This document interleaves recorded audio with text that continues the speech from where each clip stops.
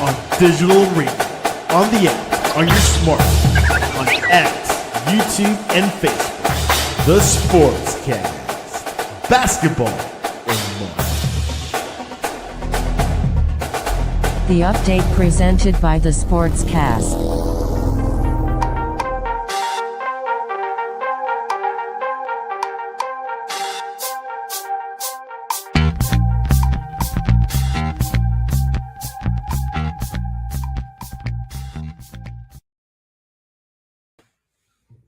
Cast March 23rd, 2026. If you haven't yet, please subscribe in all your channels: YouTube, Facebook, X, Spotify, and Apple Podcasts. You can also listen to us on your smart speaker. If you're listening on Apple Podcasts or Spotify, please leave a rating and review. It will help us out tremendously. We're also on online digital radio. You can listen to us there. You can visit our website, thesportscast.net, for the latest and greatest in free agency, and also our X and Instagram at the Sportscast1, and check out our app, the Sportscast, for iOS. Couple of big contracts. We now know who is the highest paid wide receiver, and Tom Brady still has it at 48 years old, at least in flag football. I don't know about NFL, but hey, we'll see what happens. Anyway, join us all the way from Northeast Ohio in the Allegheny Alley. Dan Madden, welcome back to the Sportscast. Yeah, good to be here. It's crazy Ohio weather. 35 today. It was 75 yesterday. I was out in shorts and a t-shirt. Today I'm all bundled up. So now there's no snow with that cold coming in this morning. There was some sleet. There was a little snow flurries last night. We had hail, so it's pretty wild turn of events. 75, and then it turned to hail, and now some sleet. Yeah. So what's like the latest month in the spring winter time that you've seen snow? April, beginning of April. You could get some snow, but after that, you don't see a June snow surprise. No. Okay. That's rare. I mean, I've heard stories, but anyways, you're not in Canada at least. No. All right, let's go to late breaking news this morning. Seahawks and wide receiver Jaxon Smith-Njigba, JNS they call him, have finalized a 4-year, $168.6 million deal that makes him the highest paid wide receiver in NFL history, surpasses Justin Jefferson from Minnesota. Dan, this was coming. He had a great Super Bowl run, playoff run. Sam, the Darnold's go-to wide receiver. Your thoughts over this deal? Because hey, the cap went up. There's more money coming in the NFL, so this is not a surprise for me, at least. Yeah, no, I mean, we kind of saw this was going to happen. I mean, he had a great year. It helped his cause, and they had to bring out the Brinks truck, but there's no reason. I mean, he definitely top tier receiver in the league. Yeah, quite something. With this new agreement, Dan, the 2-time Pro Bowler is contractually tied to Seattle through the 2031 season. Wow. The Seahawks already exercised JNS' 5th-year option for 2027, worth approximately $23.9 million last week. Smith-Njigba's deal with Seahawks it's the latest jump in the wide receiver market, one that will impact the division rival Los Angeles Rams, who could be working on Puka Nacua extension this offseason. Nacua is entering the final year of his deal in 2026. Can Puka get up to 168 or a little lower, a little higher? Well, I mean, he's got to clean up his off the field activities. I mean, in the Super Bowl, I mean, there were some clips going around. I mean, it might be going to his head a little bit, so he needs to clean that up. But yeah, I think he, can definitely have a case to get paid big. Quite something. He had a good year, so we'll see what happens. JNS let go of their running back, Kenneth Walker III, to the Chiefs. They didn't want to pay him, but they paid JNS. So we still know wide receivers are more valuable than running backs right now. That's right. Yeah, absolutely. I mean, it's been shown that you could get reload with running backs in the draft, later in the rounds. Some guys are showing, they don't want to pay these big money when running backs are, their tenure in the league is limited. So the window's limited. So they'll just get somebody cheaper. Yeah, and that's what it's interesting you say that, because the Chiefs do that. They let go of their cornerbacks, I've noticed, because they're able to develop them, whoever comes in. So they're not afraid of letting them go. Right. Yeah, exactly. Speaking about the Chiefs, new contract with tight end Travis Kelce, who's coming back out of retirement. He feels good after he saw Kenneth Walker the third coming into the team. They're restructuring his contract now to a 1 year, $12 million deal with another $3 million in incentives against touchdowns, with additional years included for cap purposes. They had to do it. Things are getting tight in the cap space in Kansas City. Yeah, no, they definitely had to free up some cash. So, I mean, this, it's year to year with Travis. I mean, his priorities might be changing, getting married and everything, married and a billionaire. So who knows how long he's got left. I would venture to say, if the Chiefs don't, produce a winning record, see what happens with Mahomes with his contract. But I mean, this could be a one and done type situation. If Kelce, Dan, wants to continue playing after the season, the deal will be renegotiated next year. As currently structured, it's set up for this to be his final season, after which he would retire, allowing the cap hits to be spread out over those added years. So there's some leeway for him, but I don't think he'll play after the season. Don't you think? You don't think he will? I don't. Yeah, think I don't. Will. No, I don't. I don't either. But I've seen crazier things. Yeah, exactly. Let's stick with the Chiefs. Last week, they traded with the New York Jets for quarterback Justin Fields for the 2027 6th-round pick. The Jets like 2027 picks, by the way. This is a sign that I don't think Patrick will be back the first or 2 weeks of the season. But this is good for Justin Fields. What do you think about this move? Yeah, no, I think it's a good spot for him. I mean, to play behind somebody like Mahomes, maybe he could get a rejuvenated start, come out first couple games, look good, get some confidence back, and could be good for his development. He's only 27, Dan, and I think not just learn from Patrick, but also from Andy Reid, Eric Bieniemy. There's still some leeway. I mean, I'm not saying he'll be the next Sam, right? The Darnold when he went to Minnesota or Seattle, or Geno Smith that went to Seattle, had a good time there. But this could be it for him. This would be very good. Do you think Patrick will play week 1? I would think it's probably 50-50 at this point, but we'll see. I don't think so. Maybe week 2 at the earliest. Week 3 is my safest bet, but I think he should start slow. He did get into the ACL surgery a little too early, I thought. I think he should have let that little knee rest for a week or 2 before he got into surgery, but he's in a hurry, I heard. All right, let's go to the Cleveland Browns. They've restructured their OL, Dan. They got guard Zion Johnson for 3 years, $49.5 million. Wow, that's a big contract. Offensive tackle Titus Howard, 3 years, $63 million. And center and guard Elgton Jenkins, 2 years, $24 million. What are the Browns trying to do here?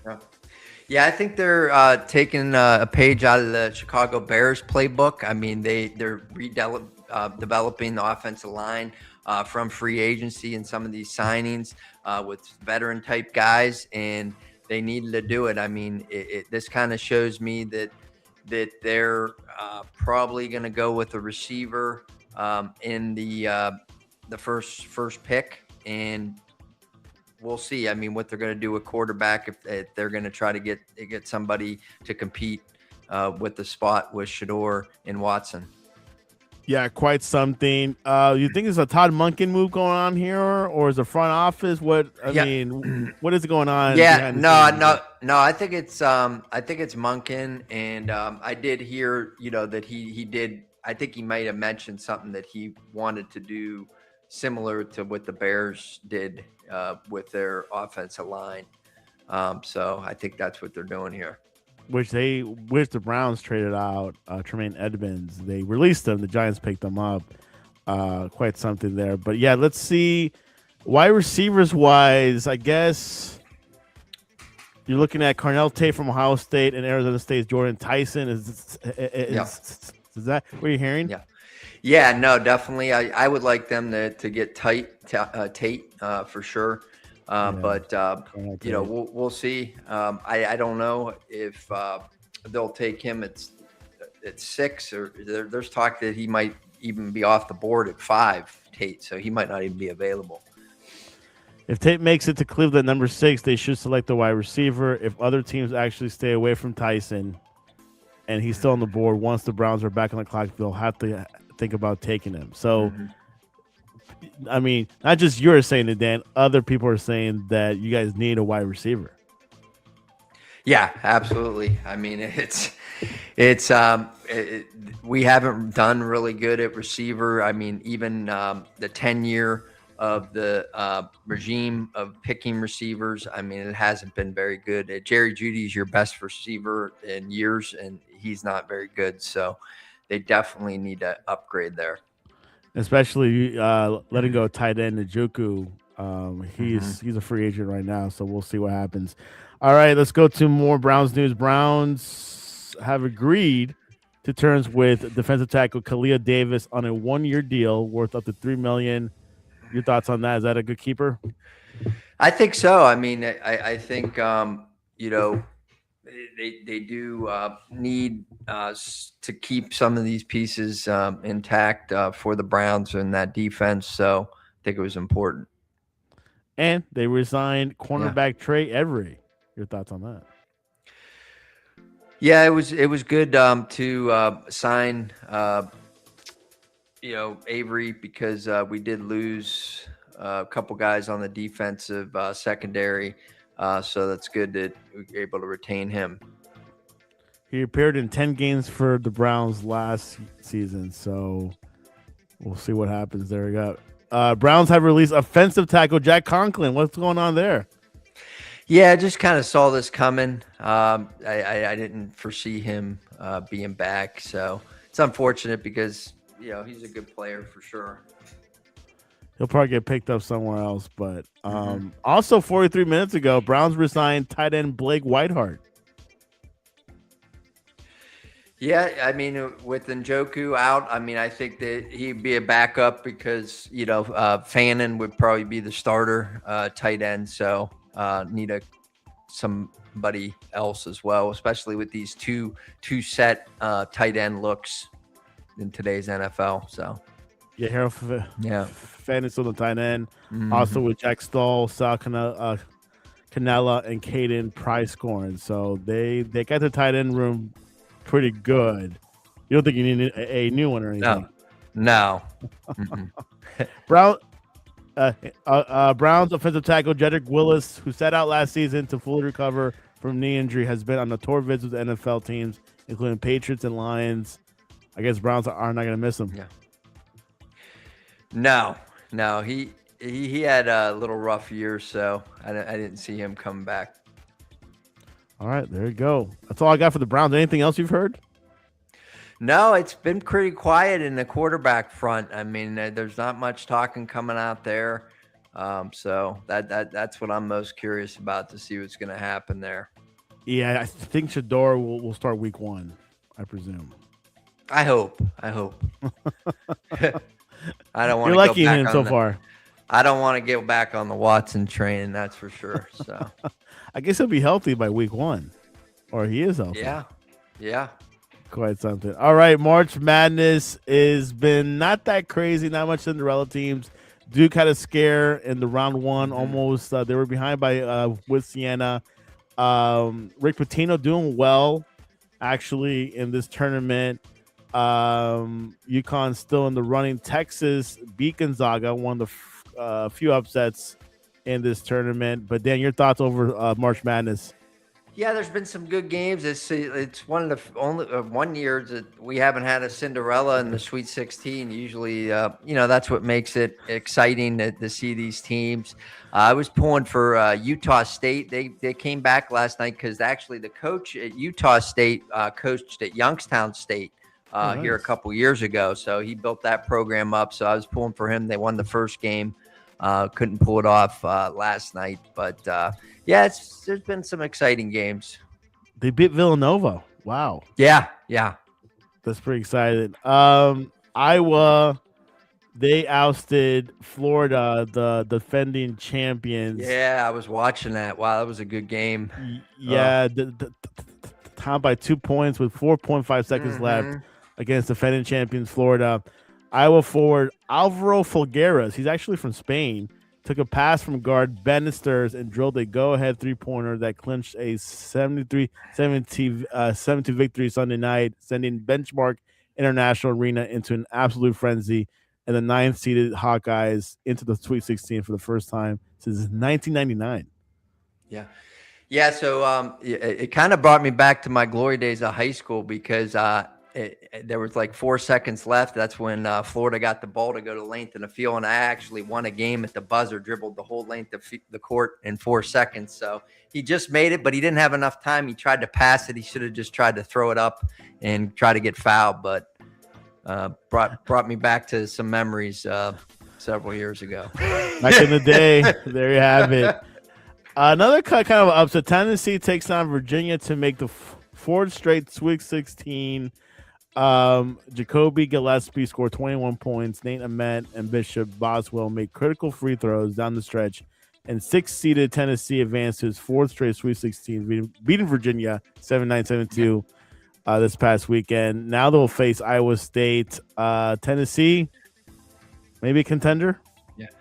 Could be, I mean, they've gotten to this point the last 4 years, so this might be the year they get over the hump. Bigger story is stay tuned for Virginia. I mean, they've been really struggling in the March Madness. I mean, coaching wise, I don't know. I mean, it could be a hot seat situation down there because I know some of the fans aren't happy. Yeah. Anthony, he's from the Jersey Boys Sports Talk, says all games been good so far. No Cinderellas. It's all good. Watch out for Michigan. Yeah, no, I mean, I think Michigan and Duke would probably be the front runners. Yeah, for sure, Duke. I mean, well, they play Alabama. They beat St. Louis. That was not really a tight game. They beat Howard, so they've been walking so far. I guess the Alabama game should be the closest. Which actually, the Alabama's missing that player. He got in trouble with the law the other week. Yeah, that could affect them. But hey, so far they're in the Sweet 16, so we'll see.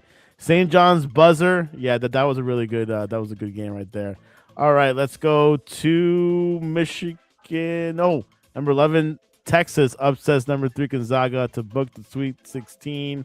Jordan Pope and Matas Vokatayas each scored 17 points. I might compared to the NBA, is very low scoring. Camden Heidi hit a game-stealing three-pointer, and Texas become the first team in 5 years to go from the NCAA tournament's first 4 to the Sweet 16, beating Gonzaga 74-16 on Saturday. So Texas is that little Cinderella. It is. But they're doing it. Exactly. Yeah, no, I didn't get to see that game, but I was kind of shocked when I was checking out the scores that Gonzaga fell. And, I guess Texas would be the closest Cinderella this year. Yeah, go Texas. Michigan State head to the 17th Sweet 16 under Izzo. Cone Card recorded his first career double with 21 points and 10 rebounds, and Jeremy Fears Jr. had 16 assists as Michigan State advanced to the Sweet 16 for the 17th time under Coach Tom Izzo, beating Louisville 77-69 on Saturday in the second round. How often do you see a coach doing it? Yeah. Going to the Sweet 16 for the 17th time? No, he's a remarkable coach for sure. I mean, to be able to do that is quite remarkable. Quite something. All right, let's go into predictions for March Madness. Pull up the bracket here. Who do you have, Dan? Iowa or Nebraska? I like Iowa with the upset. I mean, they play with a lot of grit and heart. They got some shooters, so I'm pulling them for an upset there. That's a Midwest game, so quite interesting. Mm-hmm. Illinois, Houston. I like Houston. Had a good run last year. Yeah. What's going to happen here? Yeah. I'll take Houston as well. Nice. I like Houston. Let's go. Michigan, Alabama. Feels like Michigan. Yeah, I'd say Michigan. All right, let's go. Tennessee, Iowa State, number 6. Number 2, Iowa State upset, or Iowa State takes it? I'm going with the upset, Tennessee. Tennessee, the South, the SEC, and let's go up here. Texas or Purdue? Purdue's doing pretty good, I hear. Yeah, I'm taking Purdue in this one. Let's go up. Oh man, Arizona, Arkansas. Arizona has a lot of history. Arkansas, not so much. Arizona. Duke versus St. John's. St. John's, Rick Pitino, by the way, against Cam Boozer and the Dukes. I like Duke in this one. I think it's going to be a very close game. It'll be fun to watch. Yeah, I think it'd be like a Siena game kind of thing. Mm-hmm. Michigan State, easy versus UConn. Coach Hurley, the young coach and the new coach and the old coach. Yeah. No, I like Michigan State. I mean, UConn making this far is pretty good because the NIL is hurting them a bit. So we'll see what happens. But you say Duke is your favorite, and you said Michigan, right? Yes. To make it. Yep. Wow, there you have it. March Madness in process. The games are until Thursday. It's funny how they start. They go from Thursday to Sunday. A lot of games, and then they take a break till Thursday. So there's nothing to watch. There's no World Baseball Classic happening. Exactly. Yeah. Before we go, Dolphins trade wide receiver Jalen Waddle to the Broncos. The Dolphins gave up a lot for him. No, they give up a lot to be traded to the Broncos. Your thoughts on this, and can the Broncos be contenders? Yeah, no, it definitely gives them another weapon on the outside to stretch the field. So I think it's huge to pair up with Sutton. I mean, that's kind of a dynamic duo. So their offense could be high potent, and seems like the Dolphins, you tell me, I mean, kind of rebuilding a little bit down there. Oh, yeah, from scratch. So. All he has Achan. I feel bad for Malik Willis. He has no one to throw to. Yeah. I mean, unless Dolphins are cooking up something, a wide receiver to go to. They'll be getting a receiver in the draft for sure, I would think. You would think. We never know these days. Eagles are signing former Chiefs wide receiver Marquise Hollywood Brown to a 1-year, $10 million deal. Is this a sign that they need to beef up the wide receiver? Because A.J. Brown could be leaving. Yeah, no, I think they definitely are trying to get prepared for that, so they had to do something. Just in case. And the Colts, they're looking for a tight end. They went to a Notre Dame basketball player, Carson Tout, and he'll be converted to an NFL tight end. He's never played tight end ever in his life. What's going on in Indianapolis? That's crazy. Yeah, I mean, never played. I mean, he had to play football at some point in to see a high school. I don't know, maybe not. Who was the tight end that was really good from the Chargers years ago? That was came from basketball. He was a basketball player. I think Antonio Gates. Good. Yes, Gates. Yeah, so maybe they're trying to take a page from that playbook. First Phillip Rivers, now Carson Tout. So I guess they're trying to get players from anywhere. Yeah. So there you have it. They did sign a good receiver there. So we'll see what happens in Indianapolis. Of course, quarterback Daniel Jones got a good contract, $88 million for 2 years. He's got a really good agent. I mean, he does not have the Kirk Cousins agent, by the way. The amount of money that he has made over these years, I mean, it's just astounding. He has his retirement check, or his children's retirement check. Yeah. Carson Wentz is going back to Minnesota. He also had a good contract. I think like $3 million guaranteed for a year or two. But he's back. He's still around. QB2, QB3. Yeah, I mean, you still make good money as a backup. So, I mean, you can't feel too bad for these players that are career backups. So, yeah, exactly. Now, you'll be back up with Kyler Murray and JJ McCarthy. But do you think Kyler Murray will be the starter week 1? I'm venturing to say so. I mean, I don't think a Kyler Murray is the type of guy that's going to go somewhere to be a backup. So I think McCarthy's a bust. I've been saying it for exactly. Yeah. So we'll see what happens. Anyways, a little bit of a highlight this past weekend. I watched the Fanatics Flag Football Classic, the first ever actually, and it was a pretty astounding tournament. There was three teams. There was the Tom Brady team. The other team was the Joe Burrow team, and then that Team USA, the flag football team. They've been playing together for a while. There will be flag football in the Olympics in 2 years. NFL players will be allowed to play flag football, but a lot of people are thinking maybe NFL players are not good enough because Team USA beat the two teams that had NFL players, and it's just a way different game. But we Hmm. did notice Tom Brady had a great game. There's a pass to Jalen Hurts, a quarterback. Yeah, Jalen Hurts. Let me see this play right here. Tom Brady still has it at 48 years old, Dan, if you did not know his age. And Hurts did it. But I think this has a lot of potential. But I don't know.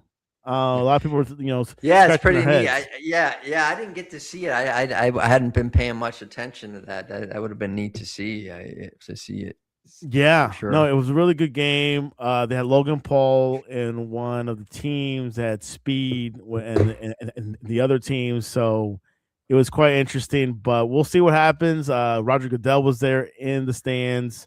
And there's some players doing some moves like, man, you should not be doing that. You could be injured. you know, and Yeah, yeah, exactly. that the two NFL teams were coached by Mike Shanahan and Sean uh, Payton. They were coaching, but to be honest, Dan, there is a learning curve with these flag football rules. If you did not Oh know, yeah, I'm sure. Yeah, it's a so completely different quite situation. quite something. Dan, give us an update on the Cavs. Yeah, so it's they've been kind of up and down. I mean, they played the Pelicans, and they last game they were getting killed. They come back and actually won that game. But I think the addition of Harden's looking good. Strus finally came back after a year. I mean, he has looked good shooting wise. So they're right in the thick of it. They got the rivalry with the Magic here coming up tomorrow. Tomorrow night. Yeah. So, but yeah, they're right in the thick of it. I mean, it's close. You see, it's right there. I mean, between 3 games between the top Yeah, I mean three. they're two. Yeah, Yeah. they're 3 games behind the Celtics and the New York Knicks. Mm-hmm. The Pistons. Kate Cunningham Yeah. actually had a lung issue, so he'll be out for 2 weeks. I don't know if that will affect the team. Mm-hmm. Actually, not because Detroit won big this past weekend, so it might not be that bad. Mm-hmm. But yeah, there you have it. The regular season is winding down. The playoffs begin next month. So if the Yeah. Cavs, I guess obviously they want home field advantage, but I guess they want to avoid the Celtics or the Knicks. Right. Who do you want to avoid? I mean, the way that the Celtics are playing right now, I mean, with Tatum coming back, I mean, I'd rather have the Knicks. Either one of them is going to be tough. I mean, to be honest. I heard someone says it's okay to face Detroit. They're beatable in the playoffs. Yeah, right. Yeah. So quite something. Dan, what is the best way to reach you online and to look for your videos on TikTok or Yeah. Instagram? Yeah. So it's Dan the Funeral Man on TikTok and Instagram. X is the Funeral Man. I'm actually going to start going live this week on TikTok. I told everyone once I got 15,000 followers, I was going to go live. So probably Thursday night. So check it out. Live from the funeral home. Yeah, funeral talk. Knicks are going for the second seed. Anthony Fangio says he also says ex NFL players that are out of the league, maybe 1 or 2 years that can still play, but they're retired and should use them. I don't know about that. But anyways, you can reach us at the Sportscast1 on X and Instagram, or the sportscast.net. We'll be live tweeting March Madness. Should be exciting. We'll wait till Thursday. NFL free agency is still going on. Watch out for Puka Nacua. That's probably one of the biggest names still out there. Mhm. AJ Brown, is he tradable? The Eagles are asking for a lot. Maybe the Browns might take him. Yeah, it's possible. I've seen crazy. They're used to going after busted, head cases, What's the deal with the Texans and the Cavs? They're on speed dial. That's the only people that they're the collusion. I mean, there's something going on there. They're like, it's their only number that they have is the Texans. He's saying, what do you have to give? What you gotta, give up. We'll help you. Anyways, it should be something. Dan, always appreciate it. Yep, sure thing. And- All right, we'll talk to you. And this is your update.